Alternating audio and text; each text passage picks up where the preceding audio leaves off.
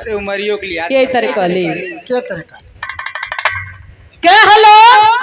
का हो मेहरारू का फोन आवत मरद बहरे केतनो खन्ने काव रहे भैया राम भैया बहरे केतनो बड़ा मर्दा बनल रहो केतनो मर कहा रहो लेकिन मेहरारू के एक बार नहीं नुचर मेहरारू बाबू मेहरारू का फोन गई तो जान लगे नेटवर्क छोड़ के बतियाई पैसा ले लो भैया फोन कैलो कल का हो कल ए जी सुनी ना अरे बाप फोन कैलो मेहरारू भाई साहब फोन उठाने कल का हो कल ए जी सुनी ना कल की बतावा ना कहे कि देखी ने 15 दिन तक रह गेल बकरवा चौथ कल तब कल मन करता भूखे के भाई साहब कलन की फायदा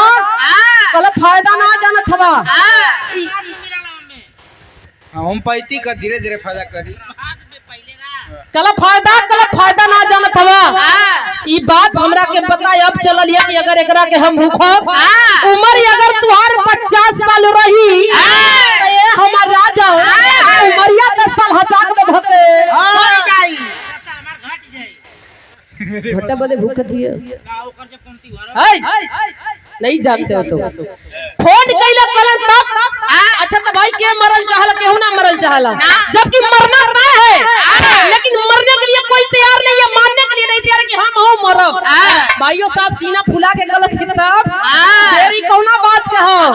तो भूख रहा हमार रानी पैसा जो खर्चा पर चल लगी भेज दे कल के काम कर 10-12 हजार भेज दो कल का लगी हो बताइबू मेहरारू गिनावत है उनकर का गिनावत है नई लहंगा लगी नई बिछुआ लगी नई पायल लगी नई चलनी लगी अबे भगशोधर ठेहुना पर कौन काजर लगाता है जी उनकर वाली लगा के आई लठे होना तब बात तू गलला देखा साबलवा हुआ न बनला ए भैया अच्छा तो फोन कइले तब यहां भाइयों साहब गरगज होवे तो प्रधान भैया 10,000 रुपया भेज देला मंडी में अनार मंडी में बेचारा पेटी ढोंढ ढोंढ के 10,000 उठौले रहल आ भेज देला मेहरारू के लगे सगरो बाजार के आई 2 दिन का दिन बाचल फोन कले कल हेलो रोटी खा के वही लाल बाग जुग्गी में करवट लेत हुआ चटाई पर कल का हो कल ये जी एगो बात सुनी ना कल अब का अटक गयल कल सुना 2 दिन का बात हो अगर तू ना आईबा तई व्रत पूरा ना होई एलिए तो गाड़ी पकड़ के जल्दी आ जा तोरे दादा के कहला खे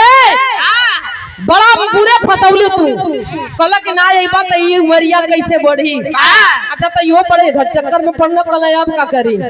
फोन कैलन कलन कि देख भाई हम 2 सेट कपड़ा लेके आवत हमारा अभी व्यवस्था भइल नहीं खे कहला केहू तरह से चली आवा टिकट तो संभव नहीं खे लेकिन ट्रेन में धक्का मुक्की खा के चलन हम ट्रेन में और जब देखले बड़ा प्लेटफार्म पर ट्रेन पे देखल स्थिति तो बड़ी गड़बड़ बा धक्का मुक्की खात कैसे अंदर ठेल के केहू कैला और जब देखला सीट कहूं खाली नहीं खे जब सीट का पोजीशन है ना फुल बा तब का कैला जाके हवा खोलना अच्छा तो ट्रेन में आप लोग देखले भाई एगो इंग्लिश सीट होले शौचालय का एगो देसी तो देसियावा छोड़ के इंग्लिशिया सीटिया वाले बैठ गई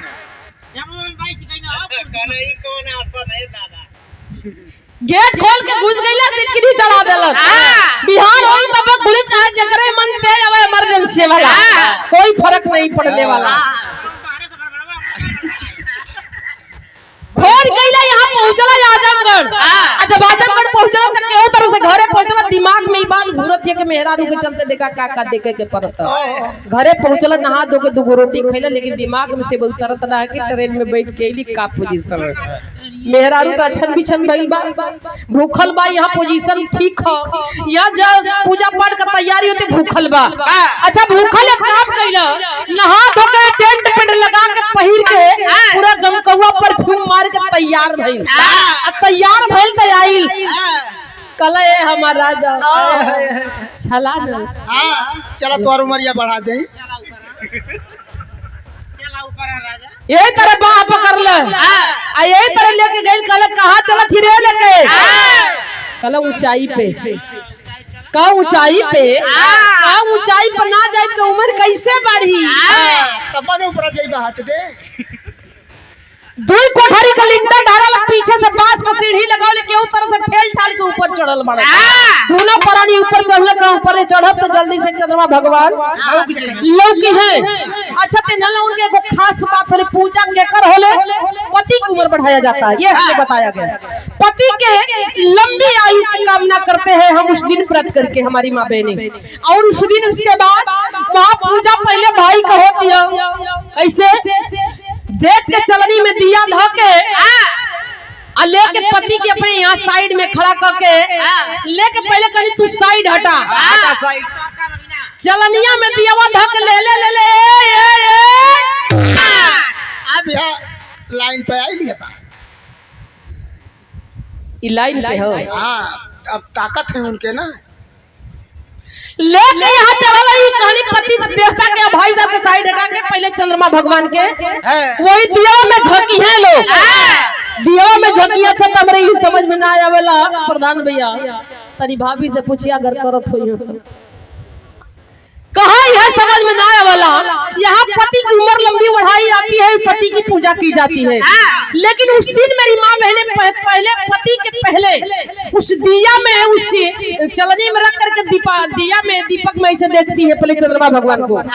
और एक साल पूरा लइकन के ही गलोरी गावे नी कैसे गावे नी भैया तनी सौरभ बाबू इहे कहेली लइकन के सुतावे दी तो चंदा मामा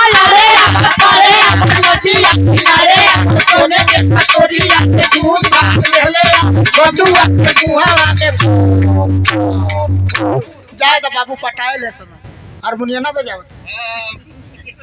यह कहेली लोग ना यही आप लोग कहती हो ना। लेकिन साल भर चंद्रमा भगवान के लड़का का मामा बनाई है आ एक दिन बदे वहाँ पति की जगह पर भतार बना के पूजे। बड़ी शर्म की बात है। क्या कहा जाए इसको क्या कहेंगे हमें कोई समझाएगा क्या। एक साल में पूरी साल लड़का के मामा बने हैं तो लड़का का मामा तुम्हारा भाई लगी क्यों भाई यही ना हुआ यही ना बताया जाता है लड़का का मामा हमारा भाई लगी हो लेकिन एक साल में वहाँ पति की जगह पर चंद्रमा भगवान को क्यों पूछती है आप लोग ये भी हमें कोई समझाएगा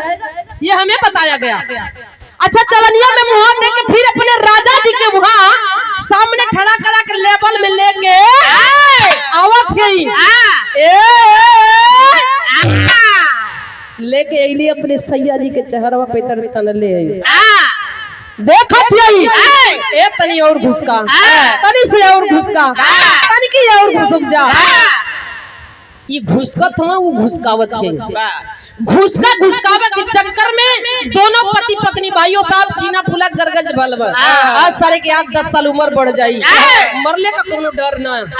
लेके घुसकावे के चक्कर में धीरे धीरे पीछे घुसकत वही पीछे घुसकावत जाती। एक बित्ता मात्र बची है और जब एक बित्ता छत की जमीन बची तब तक शरीर डिसबैलेंस हुई और जब शरीर डिसबैलेंस हुई तब ले हचाक दे 15 फीट नीचे आ गए ना उमरिया हाथ दे पड़ गए वो नीचे आ गए गप दे ले ये करिया या चलनी में मुंह देखत यही कि मोरे राजा के मुंह पे कितना छेद है